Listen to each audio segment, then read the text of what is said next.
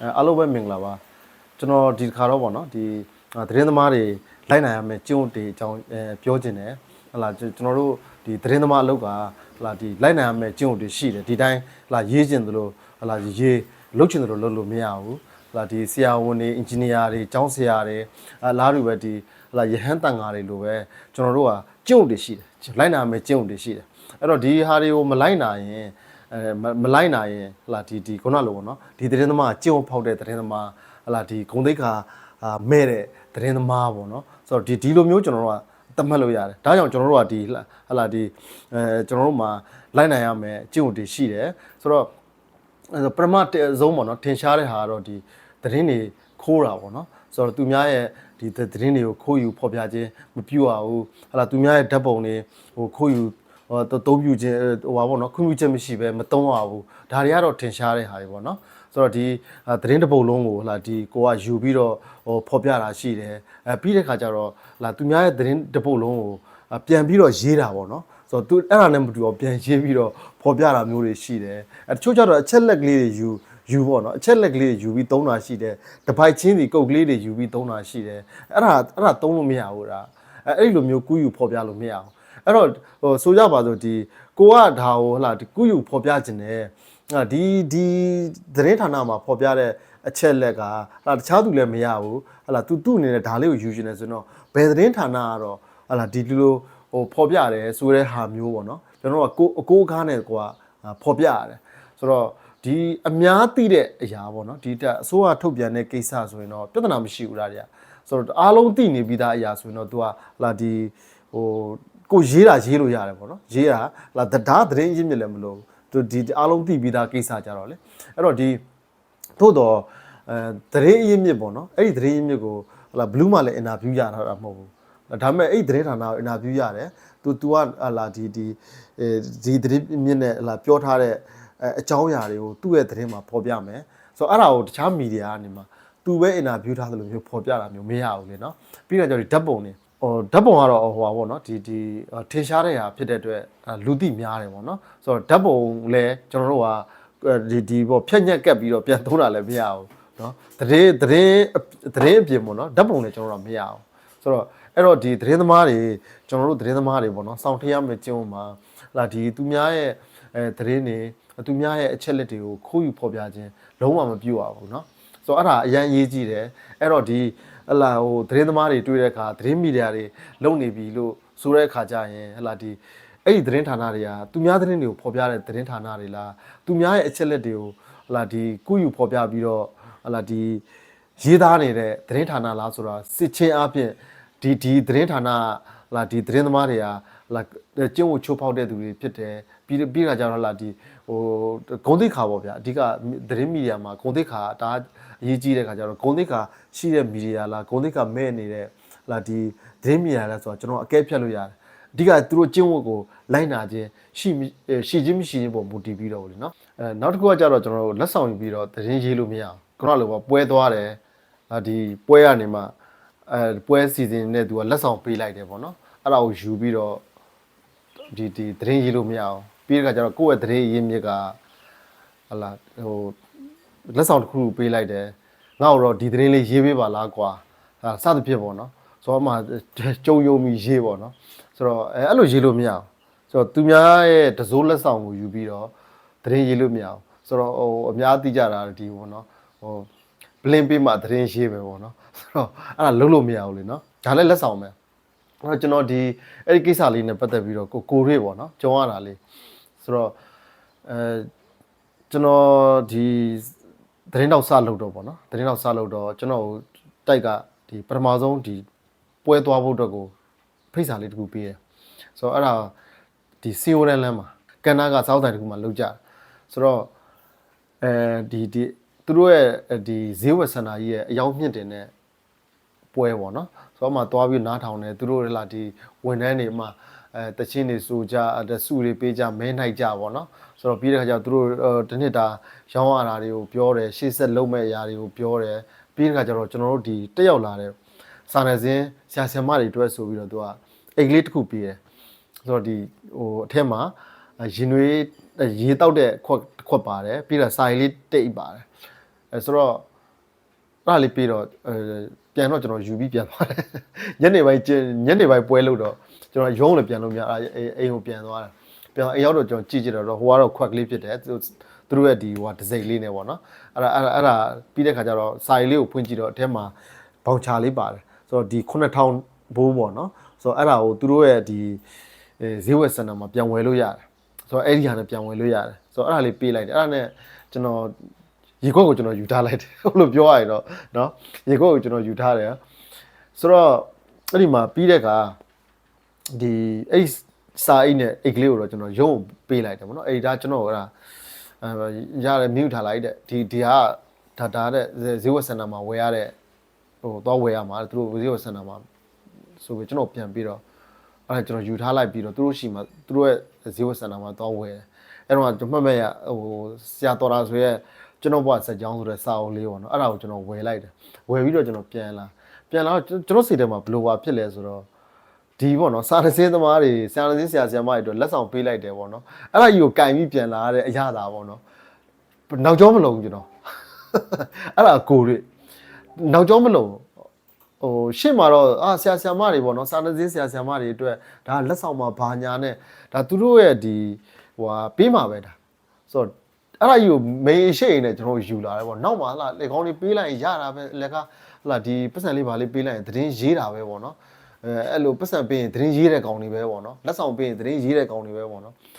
နောက်မှအဲ့လိုများပြောပြီးကြံခဲ့မလားဆိုပြီးတော့ကျွန်တော်နောက်ကျောမလုံဘူးလားဆိုတော့ဒီစောင်းဝယ်လိုက်တဲ့အချိန်မှာလေထုံလေးတကောင်းပဲလေသူတို့ဆိုင်မှာလားဘလို့မှအရတာမတွေ့ဘူးဗျာသိတယ်လားဆိုတော့ဟိုဒါကြီးကခုနလိုပေါ့နော်ဟိုကျင်းဝတ်တွေဘာတွေအဲ့ဒါကျွန်တော်အဲ့လိုတော့မသိသေးဘူးအဲ့တော့ကတော့လေဟိုပြောတယ်ဗျာတက်လာဒါတော့မလောက်တော့ဒါရင်မတ်ထဲတိမရောက်သေးဘူးဒီစကားတွေကဆိုတော့ကိုယ်တိုင်ကြုံလိုက်ရတဲ့အခါကျတော့ဒါကြီးကဘလို့မှခန်းစားချက်မကောင်းဘူးဒီပေါ့နော်ရှေ့မှာတော့ဒီလိုပဲဟလာဒီစာနယ်ဇင်းဆရာမတွေပြောပြီးတော့ကိုရကြရင်တော့ဒီကောင်တွေလာပတ်စံပေးလိုက်ရင်သတင်းရေးတာပဲဟလာဒီဟွာလေးပြီးဒီဟာလေးပေးလိုက်ရင်ရေးတဲ့ကောင်တွေပဲရေးခိုင်းလိုက်ရင်ရတယ်ဆိုတော့ဟာကြီးကိုလေဟိုအပြောခံရတာကြီးကိုကျွန်တော်မခံစားနိုင်ဘူးအဲ့ဒါကြီးကိုအဲ့ဒီဟာကျွန်တော်တို့တော့ပထမဆုံးချိန်နဲ့နောက်ဆုံးချိန်ပဲဟိုအဲ့ဒီနောက်ပိုင်းတော့ကျွန်တော်အဲ့ဒီလက်ဆောင်ကိစ္စလုံးဝ sensitive ပဲကျွန်တော်လက်ဆောင်ဒီပေါ့နော်မယူရတဲ့ဆိုတော့ရင်မထဲထိရောက်လာတယ်လက်ဆောင်ယူပြီးတော့ကျွန်တော်တို့ကသတင်းရေးလို့မရဘူးတစိုးလက်ဆောင်ပေါ့နော်ယူလို့မရအောင်နောက်ထပ်အတွေ့အကြုံတစ်ခုကကြတော့ကျွန်တော်တို့ဒီစာနယ်ဇင်းသမားတွေပေါ့နော်ပိုင်းစက်ရုံကသူတို့ရဲ့စက်ရုံဖိတ်တာကျွန်တော်မှော်ကြီးမှာစက်ရုံရှိတယ်သူတို့စက်ရုံအဲ့ဒီစက်ရုံဒီသတင်းသမားတွေခေါ်ပြီးတော့သူတို့ရဲ့ထုတ်လုပ်မှုတွေကိုလိုက်ပြတာပေါ့နော်ပြီးတဲ့ခါကျတော့ဒီသူတို့ရဲ့ဈေးကွက်ဖောက်မဲ့အနေထားတွေပေါ့နော်နောက်ပိုင်းဒီနာဂတ်မှာသူတို့ဘယ်ဈေးကွက်တွေဒီပြပဈေးကွက်တွေဖောက်မယ်ဆိုတာလေးသူရှင်းပြတယ်သူတို့ရဲ့တောက်ရည်တန်ဘယ်လိုအစင်းစင်းထုတ်ပုံဆိုတော့အချိုရည်ထုတ်ပုံတွေကိုကျွန်တော်တို့ခေါ်ပြတယ်ဆိုတော့ပြီးတဲ့ခါကျတော့ကျွန်တော်တို့ဟလာဒီအစားတောက်တွေနဲ့အခန့်တယ်မှာဇွဲဝိုင်းတွေ share တွေကြီးပေါ့ဗျာနော်ဟိုဝင်ဝင်ချင်းမှာလည်း model တွေကကြိုသေးတယ်ကျွန်တော်တို့ model တန်းစီလက်အောင်ရုပ်တက်ဆိုတော့ model တွေကဟိုအများကြီးပဲဆိုတော့အမှကြိုကြကျွန်တော်တို့အခက်လိုက်ပြပါတော့အမှကျွန်တော်တို့အခန့်တယ်ဟိုပေါ့နော်ဒီဇာတ်စင်းဆရာမတွေဆိုတော့အခန့်တယ်ပြီးခါကျတော့ကျွန်တော်တို့အဲ့ဒီဟိုဆက်ပေးတာ EVD ဆက်တယ်အဲ့ကလေးနဲ့ EVD ဆက်တယ်တယောက်လုံးလိုက်ပေးတာဟာခက်ပြီပေါ့နော်အဲ့နဲ့ကျင်းတယ်မယူဆိုတော့ကျွန်တော်ကျင်းတယ်လေဟိုပြဿနာဘာလဲဆိုတော့ကိုနားမှာအများကြီးပဲတခြားသတင်းဌာနသတင်းသမားတွေရှိတယ်မျက်နှာသိတွေရောမသိတဲ့သူတွေရောရင်းနှီးတဲ့သူတွေရောပေါ့ရှိတဲ့ခါကျတော့ပြဿနာအဲ့ဒါဆိုတော့သူတို့လာပြီးတော့ကျွန်တော်မယူလို့ပြောဖို့တော်တော်လေးခက်ခဲတယ်ဟိုအားနာလို့လေတခြားသူတွေရောအဲ့ဒါခါကျတော့ကျွန်တော်တို့ဒီပေါ့နော်ယူထားဟွာပေါ့နော်ဒီသူတို့ပြီးတော့ယူထားလိုက်တယ်ယူထားပြီးတော့ကျွန်တော်တို့အနားမှာချလာတယ်အနားမှာချအဲ့ဒါဒီဟိုတခြားမီဒီယာသမားတွေကတော့သူတို့ယူတော်တော်များများယူကြပါတယ်ကျွန်တော်နဲ့အတူအဲ့တော့ဒီပေါ့နော် voice card ဆိုရင်ကိုနိုင်မင်းဝေပါတယ်ကိုနိုင်မင်းဝေကကျွန်တော်နားမှာထိုင်တယ်ရတယ်တို့ဒီတိုင်းပဲထားခဲ့မယ်သူကလည်းလုံးဝမယူเนาะဟိုဆိုတော့ဒီဟို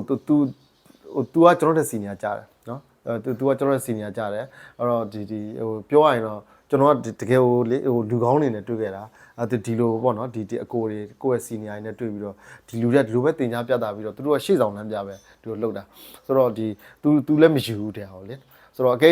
ဟိုအဲ့လိုမဟုတ်ဘဲနဲ့ခုနလိုပေါ့နော်ယူတဲ့လူနဲ့သွားမယ်ဆိုကျွန်တော်တော်တော်ခွက်ကြဖို့ ဒါပေမဲ့ဒီခုနလိုပြောခဲ့သလိုပဲကျွန်တော်တို့ကလူကောင်းအနေနဲ့တွေ့တယ်ဆိုတော့ဒီလိုဒီရှေ့ဆောင်လမ်းပြပေါ့နော်ဒီကိုရီးယားဟိုဖြစ်တဲ့အခါကျတော့ဟာသူလည်းယူထားတယ်ယူထားပြီးတော့သူရှောင်းနဲ့သူကချောင်းကြီးနဲ့ကန်ပြီးတော့ဇဝဲကိုထိုးထည့်လိုက်တယ်ကျွန်တော်အနောက်မှာတယ်သူကတော့ဇဝဲအောင်ထဲကိုကြောင်းနဲ့ကန်ပြီးထိုးထည့်လိုက်တယ်မယူဘူးပေါ့နော်ပြီးတဲ့အခါကျတော့ကျွန်တော်မှတ်မိသေးတယ်ကိုနိုင်မို့ရအဲ့ဒါအဲ့ဒီတော့ဦးဆိုင်စံတို့ကိုသွားတွေ့သွားစကားသွားပြောတာကျွန်တော်အနားမှာရှိတယ်သူဟာလေဒီလိုကုန်ကြစိတ်တွေဒါများတယ်ပေါ့နော်ကြွညာတွေဒါဒီလိုဟိုတရုတ်ပြည်ထိသွားပြီးကြွညာမဲ့အစားပေါ့နော်ဒီအဲ့ဒီကုန်ကြစိတ်တွေကိုတခြားမရှိစင်းရသားတွေကိုလှူပါလားတဲ့ဆိုတော့သွားပြီးတော့ပြောသေးတယ်ဆိုတော့အဲ့ဒါကိုကျွန်တော်မှတ်မိနေသေးတယ်လားဆိုတော့ဟိုလူကလည်းဟာမဟုတ်တယ်ကျွန်တော်လုတ်ပါတယ်တဲ့တခြားဒီပေါ့နော်ဒီဟိုဟာလေးလဲသူလုတ်တဲ့အကြောင်းကိုသူကတော့ပြန်ပြောပြတယ်ရုပ်တဲ့ဘာများအင်တာသွားပြူတာလဲဆိုတော့ကျွန်တော်သူအနားကနေကျွန်တော်နားထောင်တယ်ဆိုတော့အဲ့နဲ့ကျွန်တော်တို့နှစ်ယောက်ပြန်လာတော့အဲ့ဒီဟာကျွန်တော်ထားခဲ့တယ်ပေါ့နော်အဲ့တော့ဒီ EV set ပေါ့နော်ဟိုတကယ်တော့ဟိုလိုပေါ့ဗျာဒီကို့မှလည်းရှိတာတော့မဟုတ်ဘူးပေါ့လေဒါပေမဲ့လည်းဟိုယူဂျင်းတဲ့စိတ်လည်းမဖြစ်ပါဘူးဒါလုံးဝ0% မရှိဘူးเนาะအဲ့တော့ဒီကျွန်တော်ထားခဲ့ပြီးတော့ပြန်လာတယ်ပေါ့နော်ကားပေါ်မှာတခြားသောသတင်းသမားတွေကယူလာကြတယ်ပေါ့နော်ယူလာတဲ့သူလည်းကျွန်တော်ကတော့ဟိုဘယ်လိုပြောမလဲဟိုဘလို့လဲစိတ်ထဲမှာမရှိဘူးဒါပေမဲ့မယူသေးဘူးဆိုတော့သိတယ်လေနော်မယူသေးဘူးဒါကမယူသေးဘူးဟလာဒီဆိုတာကိုကျွန်တော်ကတော့ဟိုသိတယ်သူတို့ယူလာတော့လေကိုလည်းမသိကြအောင်ဆောင်းလိုက်တယ်ပေါ့နော်ဒီတိုင်းပဲသူတို့အဲ့ဒါလေးကင်ထားတော့တားကိုသိတာတော့ဒါကြီးကင်ပြီးတော့သွားနေတော့လေဟိုကောင်းအောင်မှလည်းဒါလေးကင်ပြီးတော့ဟိုနေရာထားနုံဒီနေရာထားနုံနဲ့ဟိုချင်းကြတော့လေတိနေတယ်ဗျာတိတယ်မလားဒီသူလဲယူတယ်ဆိုလို့ပြီးတော့လေအဲ့ဒါကြီးကအဲ့ feeling ကတော်လေးရှက်ဖို့ကောင်းတယ်အဲ့တော့ဒီဒါကတော့ကျွန်တော်တို့လက်ဆောင်ယူပြီးတော့ဟိုဒီပေါ့နော်သတင်းရေးတဲ့ကိစ္စပေါ့နော်အဲ့တော့ဒီကျွန်တော်တို့လည်းအခုအဲ့ဒီဆက်ကိုကျွန်တော်မယူခဲ့ဘူးသို့တော့ပြန်ရောက်တော့ကျွန်တော်သတင်းရေးတာပဲဆိုတော့သတင်းဖြစ်တဲ့အကြောင်းကကျွန်တော်ရေးတာပဲဆိုတော့သိတယ်မလားဟိုဒီလက်ဆောင်ကိစ္စအရေးမကြီးဘူးဗျာသိတယ်မလားဟိုဒီဟိုစီးပွားရေးလုပ်ငန်းရှင်တွေဘက်ကတော့သူတို့ကုမ္ပဏီအကြောင်းသူတို့စီးပွားရေးလုပ်ငန်းအကြောင်းကောင်းတာလေးရေးစေဖို့ရေးစေချင်တာပေါ့နော်ရေးစေချင်တယ်သူတို့အကြောင်းလေးတွေလာသတင်းမီဒီယာမှာပါစေချင်တာ哦အဲ့ဒီခါမှာသူတို့ကတော့ဟိုပေးမှာပဲပေါ့နော်ပတ်စံပေးမှာပဲဒါသူတို့ကစီးပွားရေးလုပ်နေတဲ့ကိစ္စပဲဒါဟိုကရှင်းတယ်ပေါ့နော်ဆိုတော့ဒါပေမဲ့ကိုသတင်းသမားတွေမှာကြာအဲ့ဒါယူခွင့်မရှိဘူးဆိုတော့သူယူခွင့်မရှိဘူးပေါ့နော်ဆိုတော့ဟိုမပေးလဲကျွန်တော်တို့ကရေးမှာပဲတကယ်သတင်းသမားတွေကရေးတယ်အဲ့တော့ကျွန်တော်တို့လိုချင်တာဘာလဲဆိုရင်အဲ့ဒီစီးပွားရေးလုပ်ငန်းတွေကုမ္ပဏီတွေဒီအဖွဲ့အစည်းတွေနိုင်ငံရေးပါတီတွေကဘာတွေလိုချင်လဲဆိုရင်အချက်လက်တွေပဲလိုချင်တာကျွန်တော်တို့ကသူတို့ဘာလုပ်မှာလဲဆိုတော့ဒီဟလာဟိုသူတို့အစီအစဉ်တွေကဘာတွေလဲပေါ့နော်သူရွေချက်တွေကဘာတွေလဲပေါ့ကျွန်တော်တို့ဒီလိုမျိုးဒါဟိုကောင်းလားဒီသတင်းမီဒီယာသမားတွေပေးနိုင်တယ်ဆိုရင်ကျွန်တော်တို့ကအကျိုးရှိတယ်ဟလာဒီကျွန်တော်တို့လိုချင်တယ်အဲ့ဒါပဲဆိုတော့အလားတူပဲဟလာဒီကုမ္ပဏီတွေဟလာပါတီတွေအဖွဲ့အစည်းတွေကလည်းသတင်းသမားတွေကိုကိုဖြစ်ချင်တဲ့ဟာကိုကိုဖြစ်ချင်တဲ့အချက်လက်ကိုပေါ့နော်ကိုဖြစ်ချင်တဲ့အချက်လက်ကိုဒါထိအောင်ပေးတာဟောသတင်းသမားတွေသတင်းရေးတယ်ဟိုဟာပေးမှဒီဟာပေးမှလည်းမဟုတ်ဘူးပေါ့နော်ဆိုတော့ဒီဟိုပေးလိုက်ရင်တော့မှဟလာဒီကိုကသတင်းသမားတွေကိုအကျင့်ပြက်ရဖြစ်နေအောင်ပဲအဲဆိုတော့ကျွန်တော်ထင်တယ်ဟိုသတင်းဒီစီးပွားရေးလုပ်ငန်းရှင်တွေကလည်းဟိုခုနလိုပါဗျာလက်ဖက်မုတ်လောက်တိုက်လိုက်ရင်ရပါပြီဟလာဟိုတိတ်စေတနာရှိတယ်ရေတိုက်လိုက်ရင်ရပါပြီဆိုတော့တချို့မီဒီယာတွေဆိုရင်လာရေလည်းမတောက်ရဘူးလို့ဒီမုတ်လည်းမစားဘူးအဲ့လောက်တော့တင်းကျပ်ထားတာမစားဘူးသူတို့တွေကိုရေဘူးနဲ့ကိုလာကြတာဆိုတော့သတင်းသမားတွေကလို့ရှိတယ်ဆိုတဲ့အခါကျတော့အဲ့ဒါကြောင့်ဒီပေါ့နော်အဖွဲ့အစည်းတွေမီဒီယာတွေနဲ့ဆက်ဆံတဲ့အဖွဲ့အစည်းတွေနေနဲ့သိထားမှာသတင်းသမားတွေမှာအဲ့ဒီကျင့်ဝတ်တွေရှိတယ်သူတို့ဒီလာအချက်လက်ပဲလိုချင်တာသတင်းပဲရေးမှာသူတို့ကအဲ့ဒီအတွက်မရေးမှာလည်းမပူနဲ့ဆိုတော့ကိုယ့်ဘက်ကလုပ်ပေးရမှာသူတို့လိုချင်တဲ့ချက်လက်ကိုကပေးနိုင်ဖို့ပဲအရေးကြီးတာနော်ပေကိုကဘာကြောင့်ဖိတ်တာလဲအဲ့ဒီဖိတ်ရခြင်းအကြောင်းရင်းနဲ့ပတ်သက်ပြီးတော့ဟလာဒီပြည့်စုံတဲ့အချက်လက်ကိုပေးနိုင်လုံလောက်ပြီကျွန်တော်တို့ကဘာမှ triligally တခြားလက်ဆောင်တွေပေးတယ်မလို့ဘူးလို့ကျွန်တော်တို့ယူဆတယ်ဆိုတော့ဒီပေးလိုက်ရင်တော့မှလေအချင်းပြတ်သေးတယ်အဲ့ဒါသတင်းသမားတွေကအဲ့တော့ကျွန်တော်တို့မယူခဲ့ဘူးယူတဲ့သတင်းသမားတွေကလည်းယူကြတယ်နောက်တစ်ခုကရှိသေးတယ်အဲ့ဒါဟိုဒါကဒီပေါ့နော်သတင်းတိုက်တွေရဲ့မူရင်းတွေလည်းဆိုင်သေးတယ်သတင်းသမားကတော့ခုနကလိုသူ့ရဲ့ကျင့်ဝတ်ကကျွန်တော်မယူခဲ့ဘူးလို့ထားခဲ့တယ်ဒီဟလာရုံးလဲရောက်နောင်လေးကြတော့ဟဲ့မနေ့ကဟလာမင်းပွဲသွားတယ်ဟလာပွဲသွားတာမင်းလက်ဆောင်ပေးတယ်တော့ငါကြားရနော်မင်းမယူလာဘူးလား ဟုတ်ကဲ့ဆရာကျွန်တော်မြူလာဘူးဟာပြီဘာလို့မြူလာမင်းနွားကြလိုက်တာပေါ့နော်ဆိုတော့အဲ့လိုသတင်းပါအဲ့လိုမျိုး editor လည်းရှိတယ်အဲ့လို editor အဲ့လိုတိုက်ပိုင်တွေလည်းရှိသေးတယ်တိုက်ဒီပိုင်ရှင်တွေပေါ့နော်ဟဲ့ကောင်သွားယူဆိုရင်အဲ့တော့မှအသေးအတန်သွားယူရတဲ့သတင်းသမားတွေရှိတယ်မျက်နှာပူနဲ့လေဆရာရဲ့အဲ့ဟိုမနေ့ကလည်းလက်ဆောင်လေးမြူခဲ့ပြီလို့ဘာညာပေါ့နော်ဆိုတော့အဲ့လိုမျိုးယူခိုင်းတဲ့သတင်းသမားသတင်းမီဒီယာတွေလည်းရှိတယ်သူတို့ကတော်တော်အံ့ဟုတ်ဖို့ကောင်းတယ်သူတို့တချို့ကြတော့ဘယ်လိုဟာဖြစ်လဲဆိုရင်ဒီပေါ့နော်ပွဲတက်လို့ရလာတဲ့လက်ဆောင်တွေကိုသူကစုထားတယ်ကျုံးမှာစုထားပြီးတော့ဒီနှစ်ပြည့်တဲ့ကပြန်ပြီးမဲဖောက်တယ်တဲ့ဆိုတော့ဟိုတိုက်တိုင်းနဲ့တိုက်ပေါ့နော်သတင်းဌာနတစ်ခုနဲ့တစ်ခုတော့မတူကြအောင်တချို့ကြတော့လေဒီဟာကြီးကယူလို့မရတာလားဟိုလုံးဝဟိုဒါတော်တင်းကျပ်ထားတာအဲ့တော့အဲ့ဒါကိုယူလာခဲ့ရင်တော့မှအတန်ကြားကြည့်နော်အဲ့ဒါအလုတ်ထုတ်ပြတာအဲ့ဒီသတင်းသမားကိုအဲ့ဒီလိုသတင်းဂုံသိက္ခာရှိတယ်သတင်းမီဒီယာတွေရှိတယ်အဲ့လိုပဲလက်ဆောင်သွားယူခိုင်းတဲ့သတင်းမီဒီယာတွေလည်းရှိတယ်ဆိုတော့တွေ့ဘူးတယ်ကျွန်တော်အဲ့ဒီဟိုမှာရန်ကုန်ဘူရာကြီးမှာဒီယထာဒီအစ်စ်ဆွဲတော့လေကျွန်တော်တို့သွားသတင်းလိုက်တယ်သတင်းအဲ့တော့ကျွန်တော် voice မှာလုပ်နေတာသတင်းလိုက်တော့အဲ့ဒါဟိုသတင်းမရာကြီးမေးပေါ့နော်မေးတော့အဲ့ဒါသတင်းစင်ကဟိုသတင်းသမား2ယောက်ပေါ့နော်ဟိုအမျိုးသမီးတစ်ယောက်နဲ့အမျိုးသားတစ်ယောက်အသက်ကြီးပါ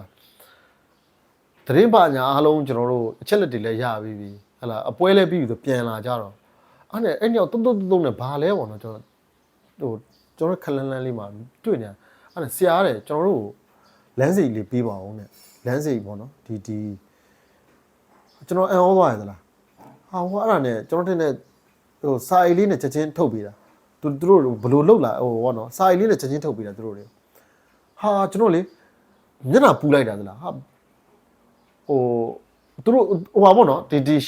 ရှက်တာဘယ်လိုလဲဆိုတော့ဗျာသူတို့ယူတာသူတို့ကိစ္စပေါ့နော်ဒါပေမဲ့ဒီသတင်းသမားတွေပေါ့နော်သတင်းသမားတွေကဒီပတ်စံပေးရတယ်ပတ်စံပေးဟိုပါပေါ့နော်ပေးသတင်းရေးပေးတယ်ဆိုတဲ့ဟာကြီးပေါ့နော်ကိုပါမှရောပြီးတော့အထင်ခံရမှာဒါကြောက်တာဟိုရှက်ဖို့ကောင်းတာပေါ့နော်ဆိုတော့အပေါ်တင်းကျွန်တော်မြင်ဘူးလေသလားကျွန်တော်အအောင်လို့မစုံဘူးလားယူပေါ်တင်းတောင်းတာကျွန်တော်ဟိုတဲ့ဒီလမ်းစိတ်လေးပေးပါအောင်တဲ့ဟာကျွန်တော်ဘယ်ဌာနပါပေါ့နော်ကျွန်တော်သတင်းသမားဘက်တော့ကျွန်တော်လမ်းစိတ်ပေးပါအောင်တဲ့ပြန်ဖို့တဲ့တစီကတောင်းတာလဲကြားဘူးလေကျွန်တော်တို့ဆိုတော့အဲ့ဒါမလုပ်ကြဘူးကျွန်တော်တို့ရှက်ဖို့ကောင်းတယ်ပြီးတော့ကြတော့ဒီခုနလိုဟုတ်လားဒီကျွန်တော်တို့သတင်းမီဒီယာကျုံးမှာလဲဒါမလုပ်ကြဘူးလို့လုံးဝတင်းကျပ်ထားတာဆိုတော့ကျွန်တော်တို့ကဒါတွေကိုဟုတ်လားဒီလိုက်နာဖို့လိုတယ်ပေါ့နော်လိုက်နာဖို့လိုတယ်လားတူပဲဒီအဖွဲ့အစည်းတွေနဲ့ကလည်းဟိုသတင်းမီဒီယာတွေမှာသတင်းသမားတွေမှာဒီလိုကျင့်ဝတ်တွေရှိတယ်ဆိုတဲ့အတွက်ပေါ့နော်ဆိုတော့ပေးစရာမလိုကိုပေးတာကသူ့ကိုတွားပြီးတော့အကျင့်ဖြတ်လိုက်တယ်လို့သာယူဆပြီးတော့မပေးနဲ့